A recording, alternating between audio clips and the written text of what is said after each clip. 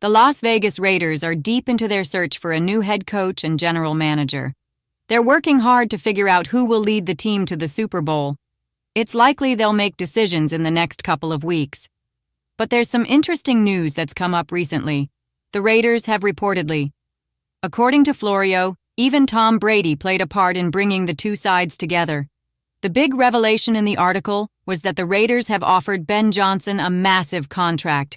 However, it's important to know, this is definitely intriguing. If the Raiders want to bring Ben Johnson on board, it's about more than just making a great offer. They need to sell him on what the team can provide. Sure, other teams like the Bears have the exciting pro. I realized that when it comes to coaching, it's not just about the quarterback or the offensive line. Sometimes, the defense matters even more than most people realize, especially if you're an offensive coordinator.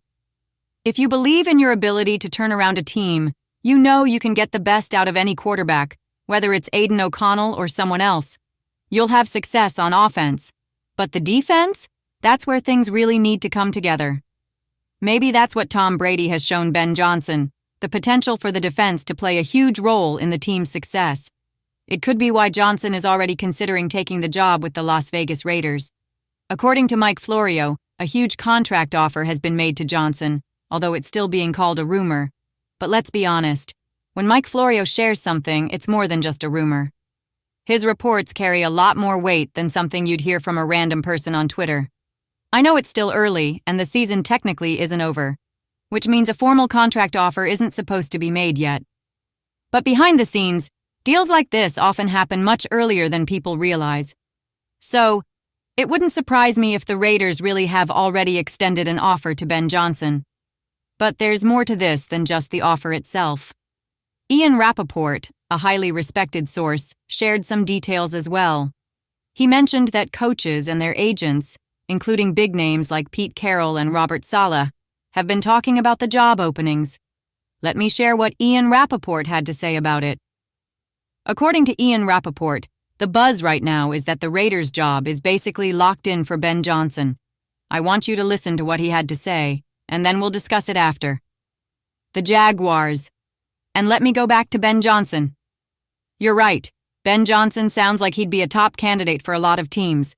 The people associated with the Raiders' job, other candidates, agents, and NFL insiders.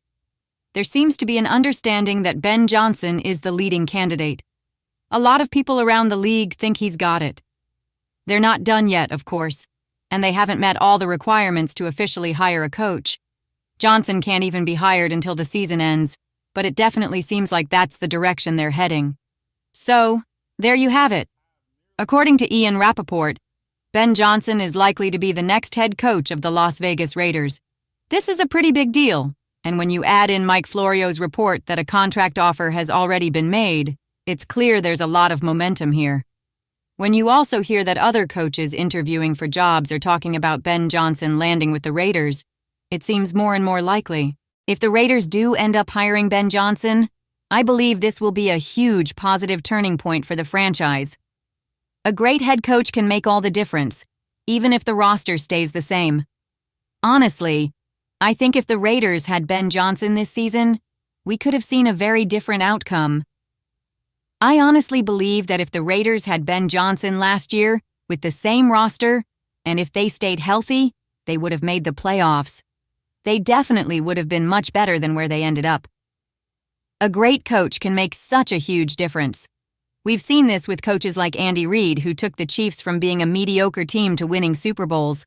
This kind of turnaround happens with good coaching, and I truly believe Ben Johnson could be the guy to lead the Raiders to similar success. If Ben Johnson comes to the Raiders, there's a real chance the team could make the playoffs consistently and become a competitive force in the NFL. His coaching could be the key to long-term success, which is exactly what the Raiders need moving forward. Speaking of the Raiders' future, there's another interesting piece of news.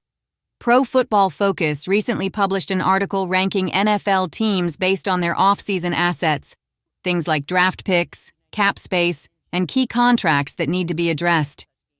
The Patriots and Raiders were ranked at the top of this list.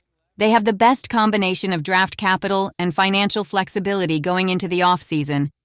When you look at the chart, you can see that the gap between the Raiders and most other teams is pretty big.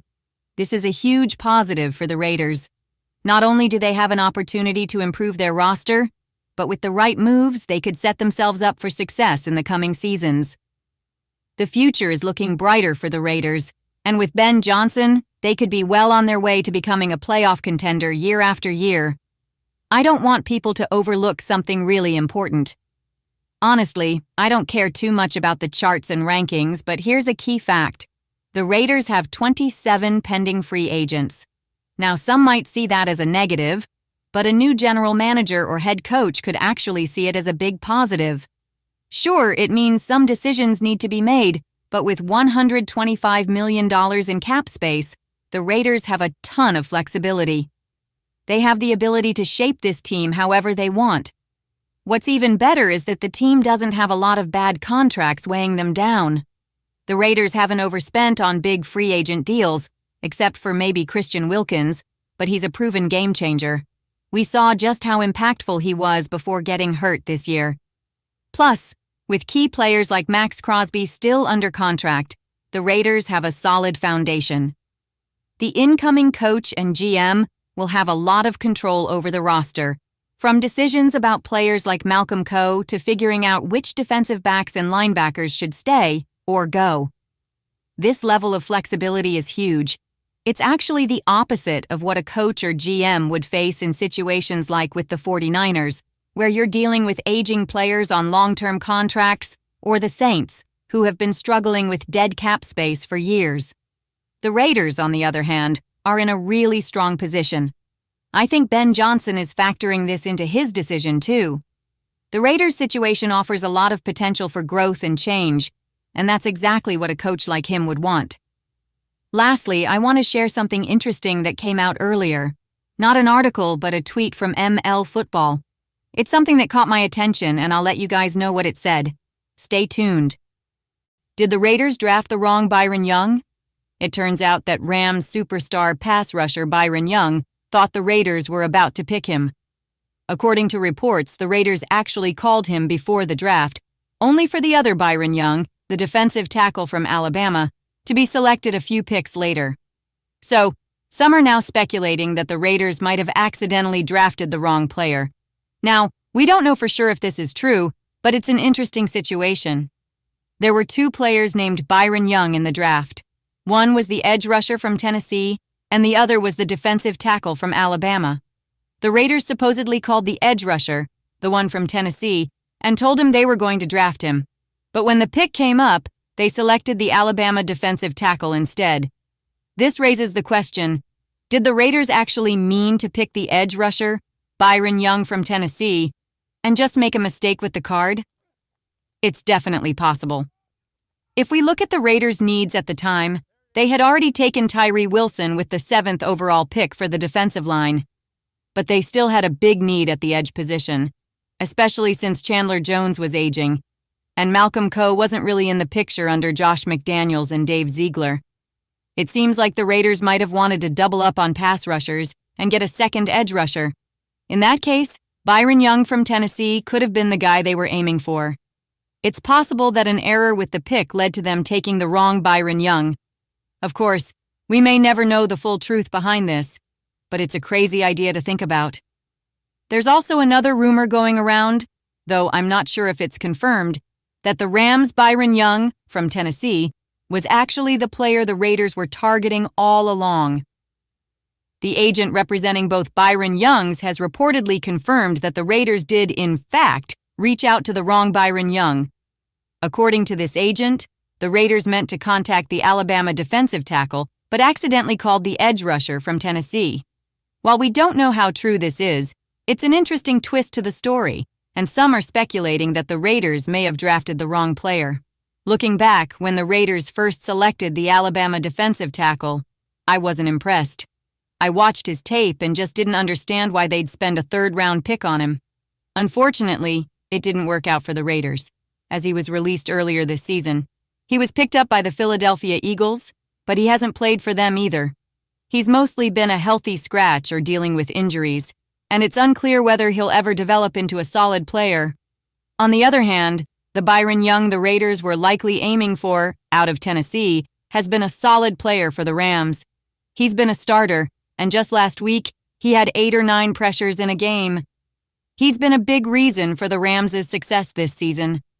While it doesn't really impact the Raiders at this point, it's still an interesting what-if. Even though the Raiders may have made a mistake with that pick, it's water under the bridge now. But I wanted to share this report with you because there's a chance it's true, and it gives us something to think about. So, what do you think? Do you believe Ben Johnson is a done deal for the Raiders? And what are your thoughts on the Byron Young situation? Let me know in the comments below, and don't forget to hit the thumbs up and subscribe for more videos.